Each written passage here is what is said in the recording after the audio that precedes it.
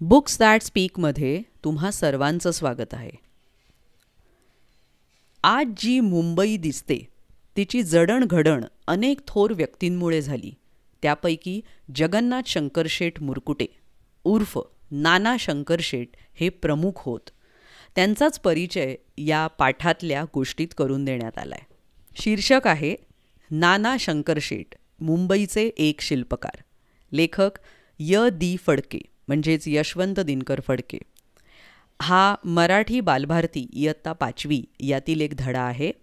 यासाठी आभार महाराष्ट्र राज्य पाठ्यपुस्तक निर्मिती आणि अभ्यासक्रम संशोधन मंडळ, पुणे. अभिवाचन आसावरी दोशी. मुंबई ही महाराष्ट्राची राजधानी आहे.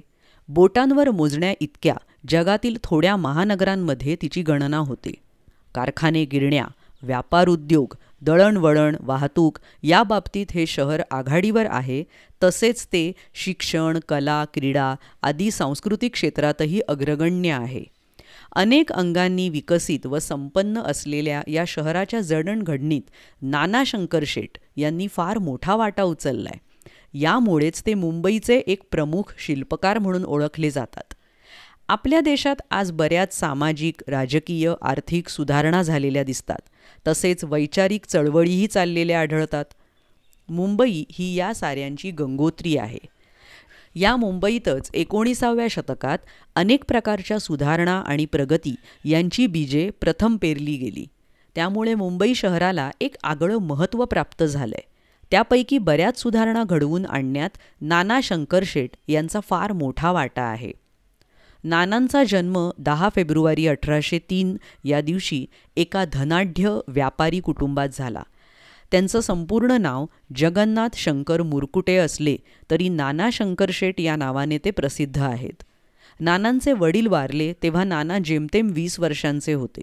आपला संसार आणि घरचा पिढीजात व्यापारधंदा सांभाळण्याची मोठी जबाबदारी त्यांच्या अंगावर पडली. तरीसुद्धा ते मुळीच डगमगले मात्र नाहीत. त्यावेळचे राज्यपाल माउंट स्टुअर्ट एल्फिन्स्टन यांना आधुनिक शिक्षणाबद्दल फार आस्था होती. लोकांनी शिक्षण घ्यावे, वेगवेगळ्या क्षेत्रात प्रगती करावी, जीवन अनेक अंगांनी समृद्ध करावे असे त्यांना फार वाटे. त्यासाठी त्यांनी पाठ्यपुस्तके छापण्यास सुरुवात केली. हुशार विद्यार्थ्यांना उत्तेजन देण्यासाठी ते बक्षिसे देत. चांगल्या पुस्तकांच्या लेखकांना पारितोषिके देण्याचा उपक्रमही त्यांनीच प्रथम सुरू केला. एल्फिन्स्टनची ही कामगिरी पाहून नानांच्या मनात त्यांच्याविषयी आदरभाव निर्माण झाला.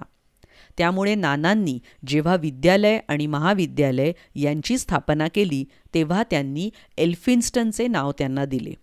आजच्या मानाने त्या काळात मुलींच्या शिक्षणात अनंत अडचणी होत्या. गोरगरिबांना शिक्षण घेणे तर फारच अवघड होते. या अडचणी लक्षात घेऊन नानांनी स्वतःचा पैसा खर्च करून मुलींसाठी व गोरगरिबांसाठी शाळा सुरू केल्या आणि एका परीने शिक्षणाची कवाडे सर्वांसाठी खुली केली. या उपक्रमांना त्यांच्या काही स्नेह्यांचीही साथ मिळाली. त्यामध्ये आचार्य बाळशास्त्री जांभेकर, जमशेदजी जिजीभाई, फ्रामजी कावसजी आदींचे सहकार्य त्यांना लाभले. 1845 साली पहिले वैद्यकीय महाविद्यालय मुंबईला निघाले ते त्यांच्याच प्रयत्नांमुळे. या महाविद्यालयाला त्यांनी व त्यांच्या मित्रांनी त्यावेळचे राज्यपाल ग्रँट यांचे नाव दिले. त्यानंतर 10 वर्षांनी कायद्याचे प्रशिक्षण देण्याचा पहिला वर्ग सुरू झाला, तोही नानांच्याच प्रयत्नांनी. मुंबई विद्यापीठाची स्थापना 1857 साली झाली. अगदी प्रारंभापासूनच विद्यापीठाच्या कारभाराशी त्यांचा जवळचा संबंध होता. शिक्षण चांगल्या रीतीने दिले व घेतले जाण्यासाठी मातृभाषा हेच माध्यम असले पाहिजे या विचाराशी ते सहमत होते.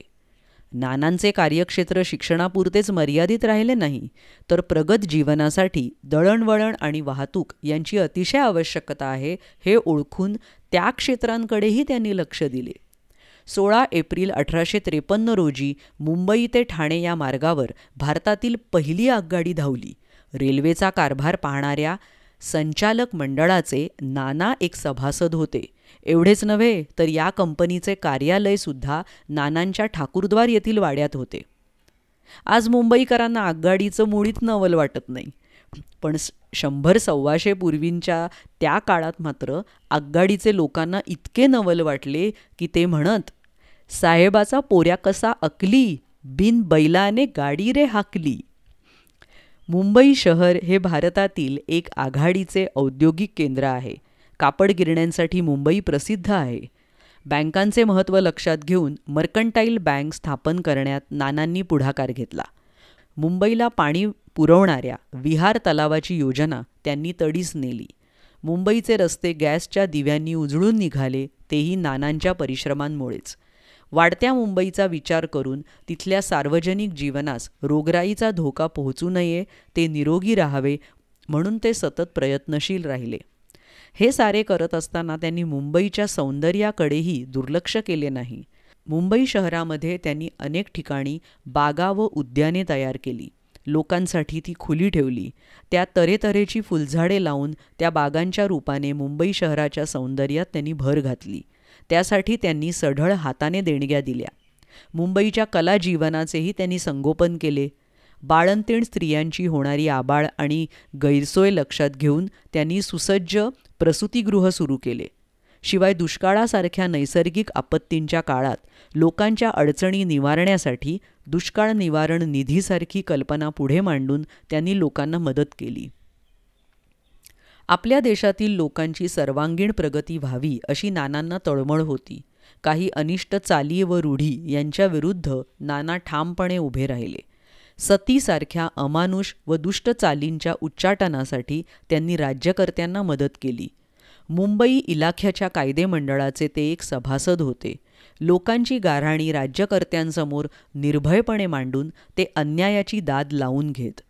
1857 साली इंग्रजी राजवट उखडून टाकण्यासाठी जो उठाव झाला, त्यात नानांचा हात असावा असा राज्यकर्त्यांना संशय वाटत होता.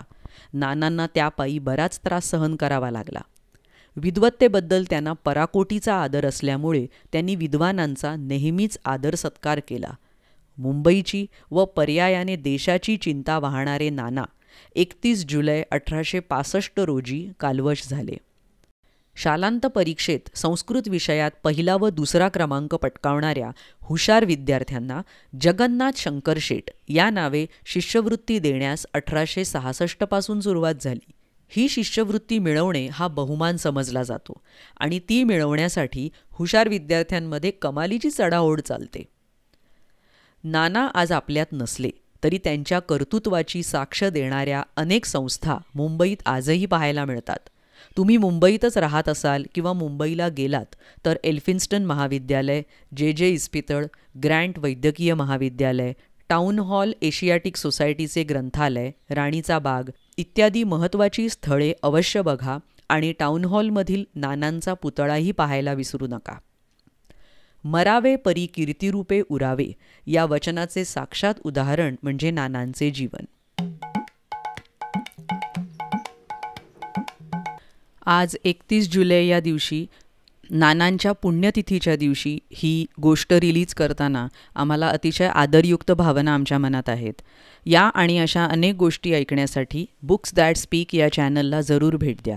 यूट्यूबवर आणि वेगवेगळ्या पॉडकास्टिंग चॅनल्सवर. Website www.booksthatspeak.com.